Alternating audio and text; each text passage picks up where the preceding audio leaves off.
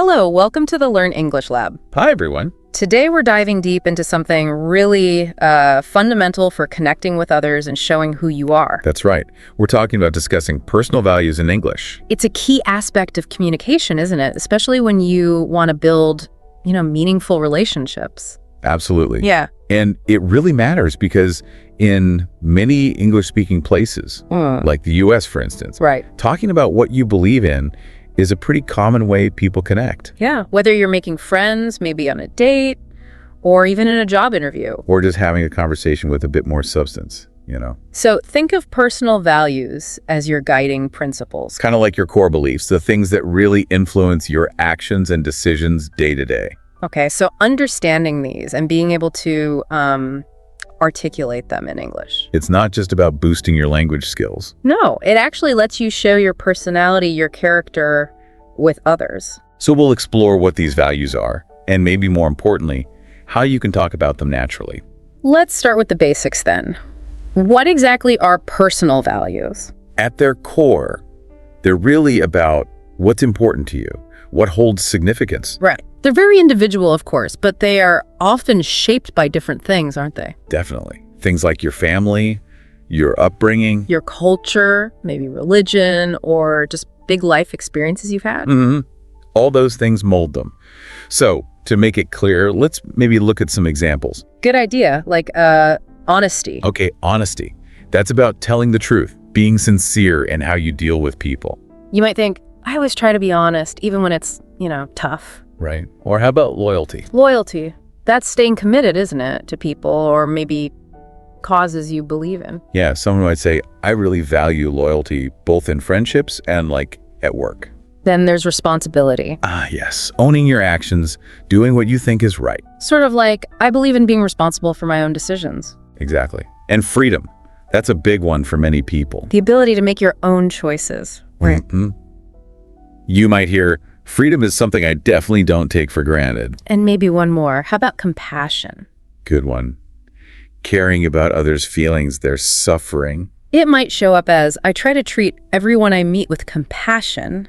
So those are some core examples. Now, thinking about culture, are there values that pop up more often in, say, American culture? It's useful to be aware of these? Yeah, that's a good point. Well, everyone's values are personal. Some themes do get emphasized quite a bit. Like individualism. Definitely. That idea of being yourself, being authentic. You hear things like, it's important to be true to yourself. Okay. What else? Equality. The belief that everyone should have the same rights, same opportunities. So someone might say, I believe in equal opportunities for all. Right. And then there's the idea of hard work. Ah, the work ethic. The notion that if you work hard, you'll succeed. You'll hear people say, I'm a firm believer in the power of hard work, or something similar. And directness, saying what you mean. Yes, that's often valued. Communicating clearly. Someone might say, in my opinion, it's usually best just to be direct. Okay. And privacy. Respecting personal space, boundaries. Like thinking, I value my privacy and I respect others too. Absolutely. Yeah. And a phrase that kind of ties into this, especially individualism, is something like, What's that? one value I admire in American culture is how people aren't afraid to express their true selves. That captures it well. So we know some common values. How do we actually talk about our own values in English naturally? Is there specific vocabulary? Yes, definitely. There's some great words that help, like integrity. Integrity. Being honest, having strong morals. Right. You could say, I really respect people who show integrity. Okay. And accountability. That's taking responsibility for your actions. Like, accountability is crucial, especially in leadership. Good example. Then there's empathy. Understanding how others feel. Exactly. Empathy helps build better relationships, for instance. It's what an ambition. That's having a strong drive to achieve things, to reach goals. Like, she has a lot of ambition and drive. And one more. Open-minded. Being willing to listen to different views. Yeah.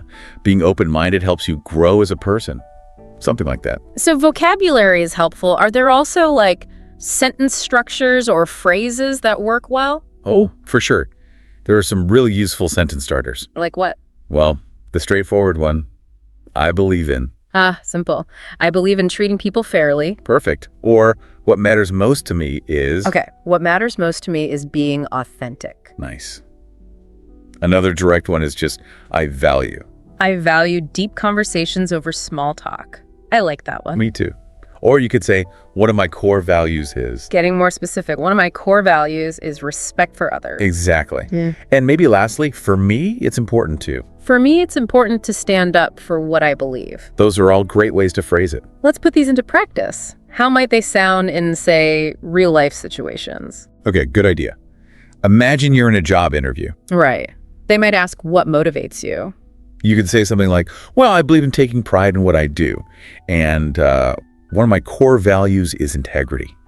I really aim to do the right thing, even when no one's watching. That sounds strong. What about with a new friend? Maybe you're getting to know each other, talking about friendships. Okay.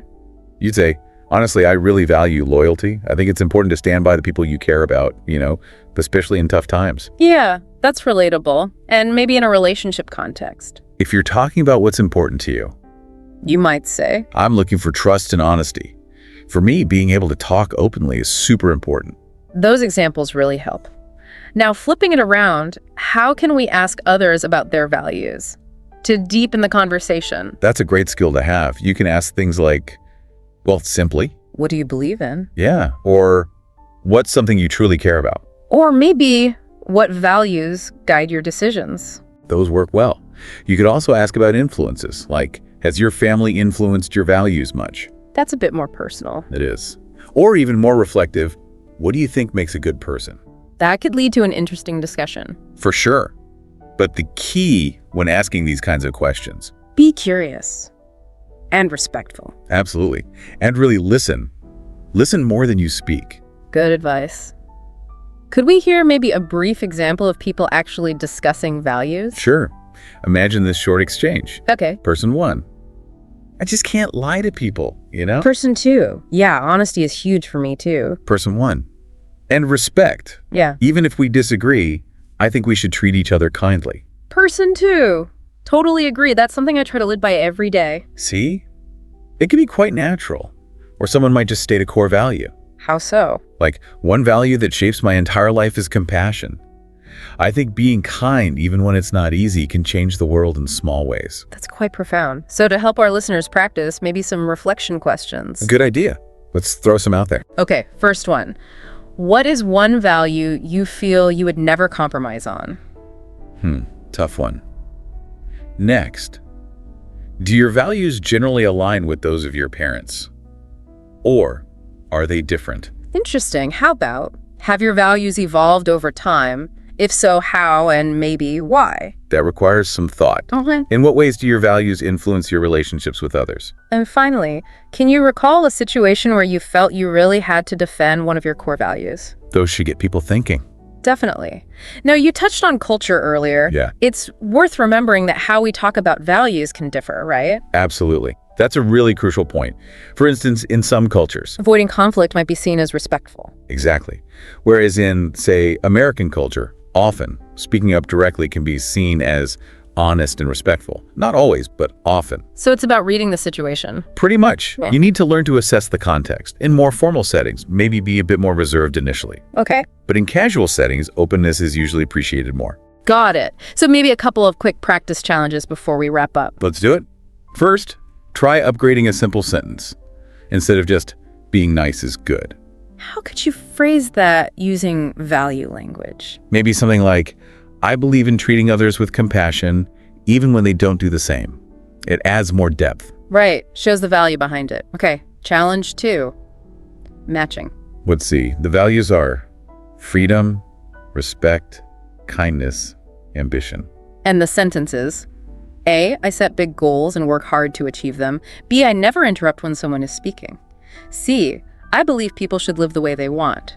D, helping others makes me feel fulfilled. Okay, listeners, take a moment. Got your matches. All right, let's see. Freedom, that sounds like C. Correct. I believe people should live the way they want. Respect. Matches with B, I never interrupt. Yep, that fits. Kindness. Must be D, helping others makes me feel fulfilled. Right, which leaves ambition matching with A. I set big goals and work hard to achieve them. Perfect. So practicing like this can really help cement the vocabulary and phrasing. Absolutely. Talking about your personal values in English, it really is a powerful skill. It truly is. It allows you to connect authentically share your unique perspective, And understand others better too. and honestly, the more you practice expressing what's genuinely important to you, The more confident and fluent you'll become, right? definitely. When you communicate from your core beliefs, your English just gains real strength and impact. Well said. So if you found this deep dive helpful, please do like, share, and subscribe to this YouTube channel for more English learning insights. Thanks for tuning in. Hello, welcome to the Learn English Lab. Great to be here. Today, we're diving into something I think many English learners find both, well, exciting, but also maybe a bit daunting. Starting conversations. Exactly. Starting conversations with people you don't know, all in English. Yeah, those moments, like when you're traveling or maybe at a conference. Or even just waiting in line somewhere. You want to connect, but you hesitate. So this deep dive is really meant to be your toolkit, helping you feel more confident, more fluent in those everyday interactions. We're going to look at why it's so valuable, how to get mentally ready. Right, and reading the situation, some reliable ways to actually begin talking, and even how body language fits in. Sounds good. So maybe starting with the why. Why should learners bother trying to strike up these conversations? Good question. Well, first off, it's just fantastic practice, isn't it, for getting your fluency smoother, your pronunciation more natural. Absolutely. It's like real-time practice you can't quite replicate otherwise. You're really putting your English to the test. And you pick up new words, new vocabulary, but in context, which helps it stick, I find. Definitely. Plus, you get used to hearing all sorts of different accents and different ways people talk in English. That's huge for listening skills. Yeah, invaluable. And honestly, it's a massive confidence booster, using English in real life, you know? Oh, totally. Every little successful chat just builds you up that little bit more. It really does. And you might even sort of unexpectedly build connections, social or even professional ones. For sure.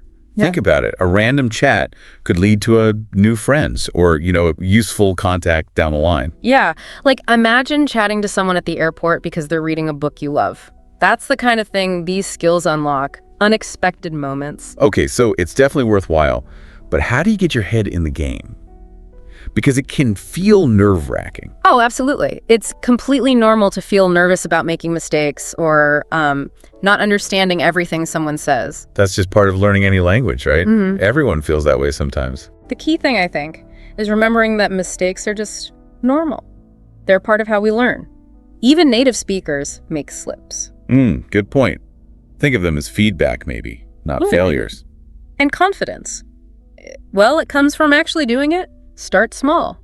A simple hello, or even just a compliment, that can make a difference. Yeah, just breaking that initial barrier. Right. And don't aim for perfect Shakespearean English straight off the bat. Focus on making that connection, understanding each other. That's the real goal. Communication over perfection. Makes sense. So before you jump in, you mentioned reading the situation. Yeah, understanding the context. Before you say anything, just take a quick look around. So is it a formal setting or more relaxed? Precisely. Yeah. And does the person seem busy or relaxed and maybe open to a quick chat? Are they deeply focused on something? Body language cues. Yeah. And where are you? A noisy cafe is obviously different from a super quiet library. Right. Being aware helps you pick the right moment and the right approach. So, okay, you've sized up the situation. What are some reliable ways to actually start talking? Some go-to openers. Well, you can't really go wrong with simple, friendly greetings. Things like, hi, how's it going? Or maybe, good morning, beautiful day, isn't it? Yeah, those are pretty universal and generally well received. They're open, positive. Another way is making an observation about something right there around you. Oh, Like, oh, that's a great shirt. Where did you get it? Or if you're waiting, wow, looks like this line is taking a while. Okay. Finding that shared immediate reality. Exactly. Or finding common ground. If you're both clearly at the same event, you could say something like, are you also here for the workshop? Right. Or you see someone reading a book you know. Yeah. Oh, I saw you reading book title. I love that author. It creates an instant connection point. Okay, let's make this practical. How would these work in, say, different everyday places, like at school or university? There, something direct often works well. Hi, I think we're the same subject class. I'm your name. What's yours? Symbol establishes common ground right away. Makes sense. What about on public transport? Sometimes everyone seems kind of closed off. Yeah, it can be trickier. Starting with something practical like, excuse me, this seat taken can be enough to open the door. It serves a purpose first. Okay, a functional start. And a coffee shop. People might be a bit more relaxed there. True. Asking something like, oh, that drink looks really good. What did you order? Yeah. Is pretty natural. It's sort of a compliment and ask for a recommendation. Nice, low pressure. Okay, networking events. They can feel a bit structured, maybe intimidating. Yeah, they can. But there's a pretty standard approach. Hi, I don't think we've actually met. I'm your name. What brings you here today? Right. That's pretty standard. Invites them to share why they're there. Gives you a starting point. Exactly. Now, it's not just about the words, is it? You mentioned body language and listening. Oh, absolutely crucial. Nonverbal stuff speaks volumes. A genuine smile, for instance, is incredibly inviting. Yeah, it makes you seem approachable. And eye contact. Shows you're engaged, you're confident, you're actually listening. Right. And trying to have open body language, like not crossing your arms, uncrossed arms, maybe leaning in slightly. It suggests you're open and willing to connect. And when they're talking, actively listening is key. Like nodding. Yeah, nodding shows you're following along. And using little verbal cues like right or uh-huh or oh, I see. Active listening sounds. Exactly. And maybe that's interesting. It shows you're processing what they're saying. And asking follow-up questions keeps it going, right? Like, oh, really? What happened next? Or why do you think that is? Shows genuine interest. Definitely keeps the ball rolling. Yeah. Maybe we could walk through a couple of quick examples, see how it might play out. Good idea. Okay, imagine you're in a bookstore. Okay. And you see someone looking at an author you like. You could go up and say, maybe, yeah, excuse me, I couldn't help but notice you're looking at author's name. I really enjoy their books. Have you read anything else by them? Yeah, that feels natural. It could easily lead into talking about books. Or say at the gym, you could ask something practical like, hi, do you mind if I ask how many reps you usually do for this machine? It's helpful, related to the setting. Non-threatening, yeah. Even just waiting in a long line. Totally. A shared complaint, maybe. Wow, I think we've been waiting here forever, huh? It's lighthearted, acknowledges the shared situation. Okay, those make sense. And are there specific phrases that are particularly useful to have kind of ready? Yeah, having a few in your back pocket helps. What brings you here is great for events or new places. Right, gets the reason for being there. Do you come here often? Is good for places like cafes or parks. See if they're irregular. Ah, okay. And just showing interest. Simple things like, that's interesting, work well. Encourages them to say more. And showing you understand. I see what you mean. That builds connection, shows you're on the same page. And the really important one, if you don't understand. Don't be afraid to say, sorry, could you repeat that, please? Or could you say that again? It's much better than just nodding along confused. Totally. Shows you care about understanding. Now, we should probably touch on culture, shouldn't we? Small talk isn't the same everywhere. That's a really important point. Small talk is, generally speaking, much more common in places like the US and the UK than in, say, Japan or Germany, where initial interactions might be a bit more reserved. So being aware of that is useful. Yeah. And it's usually best to steer clear of very personal questions right at the start. Keep it light, neutral topics. Good advice. And always be respectful, right? If someone doesn't seem chatty, just let it go. Absolutely. Read the signals. If they're giving short answers, looking away, maybe it's not the right time or person, and that's okay. Okay, so finally, how can listeners get better? How can they practice this? Well, one easy thing is just to pay attention. Watch how people start conversations in English TV shows or online videos. You could pick up a lot. Observe and learn. Good tip. And actively seek out practice. Maybe join an English-speaking club or use one of those language exchange apps. Creates a safe space to try it out. Right. You could also try role-playing. Practice with a friend or a tutor if you have one. Try out different opening lines. Get some feedback that way. Yeah. And maybe record yourself, just starting a mock conversation. Listening back can be really insightful for noticing, awkward pauses or things you want to improve. Oh, interesting idea. A bit like athletes watching game tape. Kind of. And honestly, even tiny interactions count. Talking to shop assistants, waiters, could I have? Thank you. It's all low pressure practice. Every little bit builds confidence. Great tips. So yeah, starting conversations in English, it might feel like a big hurdle at first, but it really boils down to making connections with people. And the more you actually do it, the more comfortable, the more natural it becomes over time. Exactly. Remember, everyone starts somewhere. The best learning really does happen by doing. So the next time you get that chance, that little opportunity, take a breath and just say hi. You never know where it might lead. Absolutely. Well, if you found this deep dive helpful today, please do give us a like, share it with others who might benefit, and subscribe to the Learn English Lab YouTube channel for more ways to boost your English journey. Thanks for tuning in. Hello, welcome to the Learn English Lab. Great to be here. Today we're diving into something a lot of English learners find maybe a little nerve-wracking.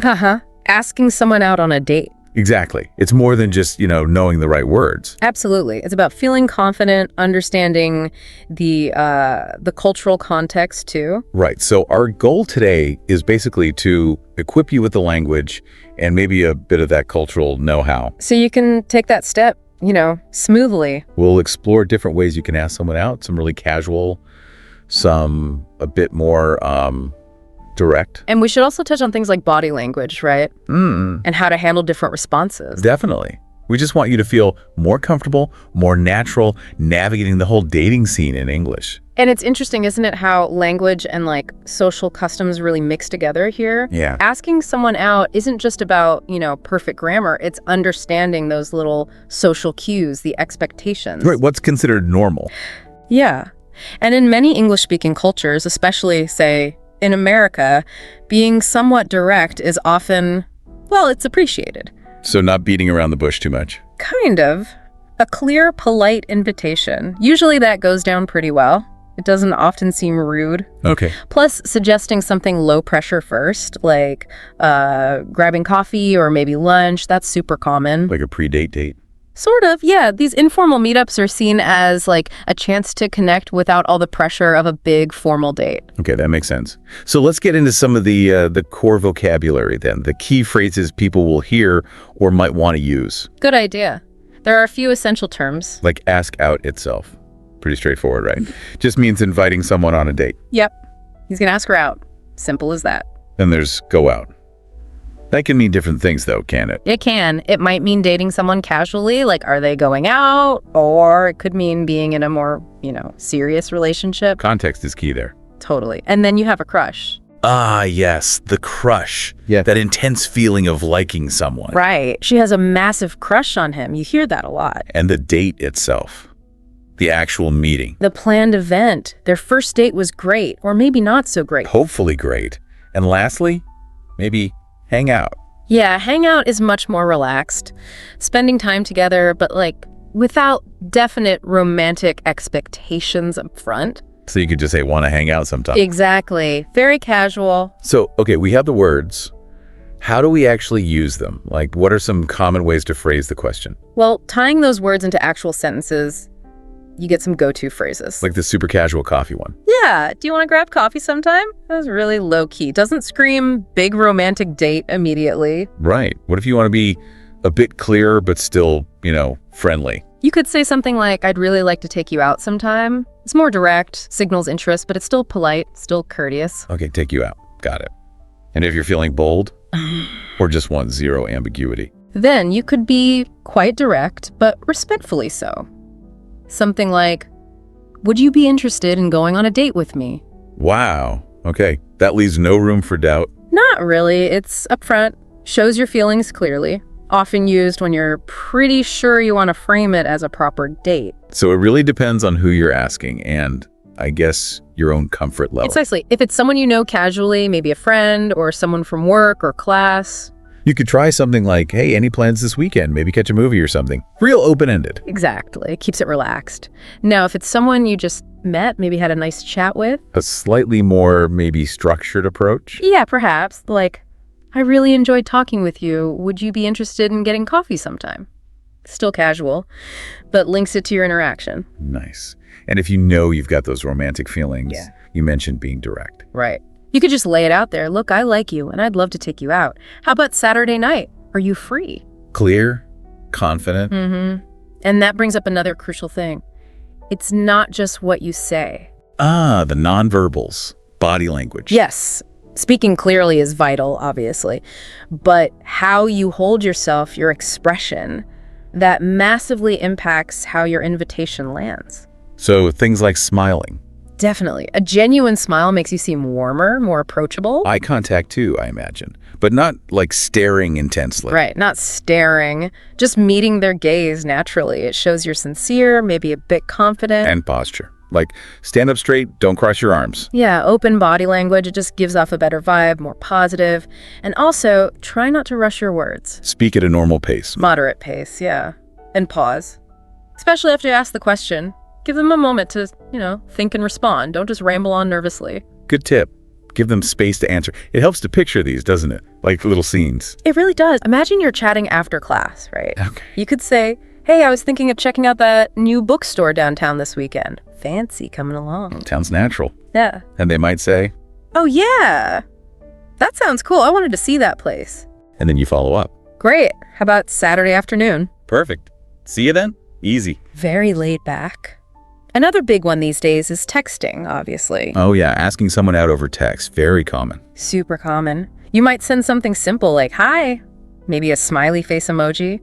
Was wondering if you'd be up for grabbing dinner sometime this week. And a positive reply could be, Hey, yeah, that sounds nice. I'm actually free Wednesday evening. nice and easy. Then you reply, awesome, Wednesday it is. I'll find a spot and let you know. See, even a little smiley can help set the tone. It can. And then, of course, the face-to-face ask. Maybe you're at a coffee shop having a really nice conversation. A bit more pressure, maybe? Maybe slightly, but also more personal. You could say something like, hey, look, this might be a bit forward, but I've really enjoyed chatting. Would you maybe want to go out sometime? Okay, acknowledging it's a bit spontaneous. Yeah. And they might respond, hopefully, with something like, wow, thanks. Yeah, I'd really like that. That's the hope. But we also need to think about responses, right? Both good and, well, not so good. Absolutely crucial. Handling the response gracefully is just as important as asking. So if they say yes, You can show enthusiasm. Awesome. I'm really looking forward to it. Or, more practically, great. I'll message you the details then. cool. And if it's a no, this is the hard part for many people. It can be, but the key is respect. Always. Just a simple, okay, no problem at all. Thanks for letting me know. Or maybe, That's totally fine. I get it. Maybe see you around. Keep it positive. Keep it understanding. No awkwardness needed. yeah, don't make it weird. Good advice. Eh. Now, there's also a line between flirting or showing interest and, like, being too much, right? A very important line. Flirting is fine. Showing interest is good, but making someone uncomfortable is not. So a light compliment is okay. Like, you have a great laugh. Or, that was really interesting what you said. That's generally fine. But avoid anything that feels like pressure. Definitely. Saying something intense like, wow, you're gorgeous, we have to go out tonight can feel, well, overwhelming. Yeah, a bit much. And definitely avoid pressuring language if they hesitate or say no. Things like, oh, come on, just one date, or why not? Give it a chance. Big no-no. Huge no-no. If someone says no or seems hesitant, you absolutely have to respect that decision. End of story. Okay.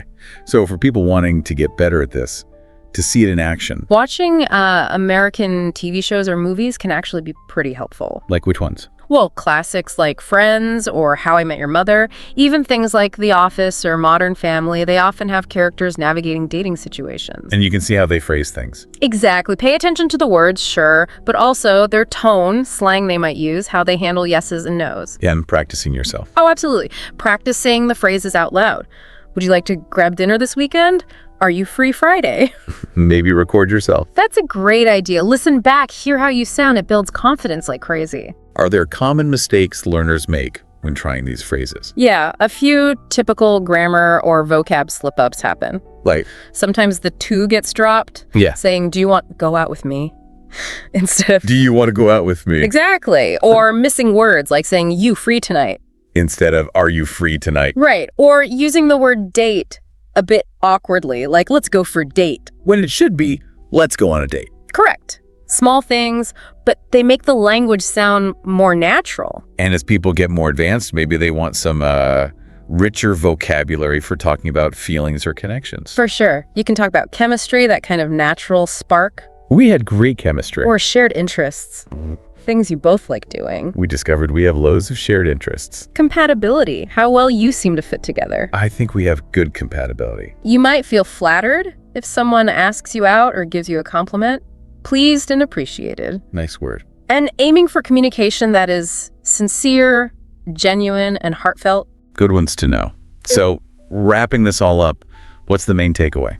I think the biggest thing is that it's, yes, about language, but it's also about courage and respect. Be brave, be polite. And believe in yourself a little. Whether you're texting or asking face-to-face, remember those key points. Clear, simple English is best. Don't overcomplicate it. Practice speaking, practice listening, it all helps. And don't get too down if you get a no. It happens. It's part of life, part of learning. Absolutely. Most importantly, be yourself, be genuine, don't try to be someone you're not. And try to have some fun with it. Yeah, exactly. It's about connection. With practice, it definitely gets easier, more comfortable. Hopefully leading to some great experiences. Well, this has been really insightful. Glad to talk it through. If you all listening found this deep dive helpful, please do give us a like, share it with anyone else learning English, and subscribe to this YouTube channel for more language learning content. Thanks for tuning in.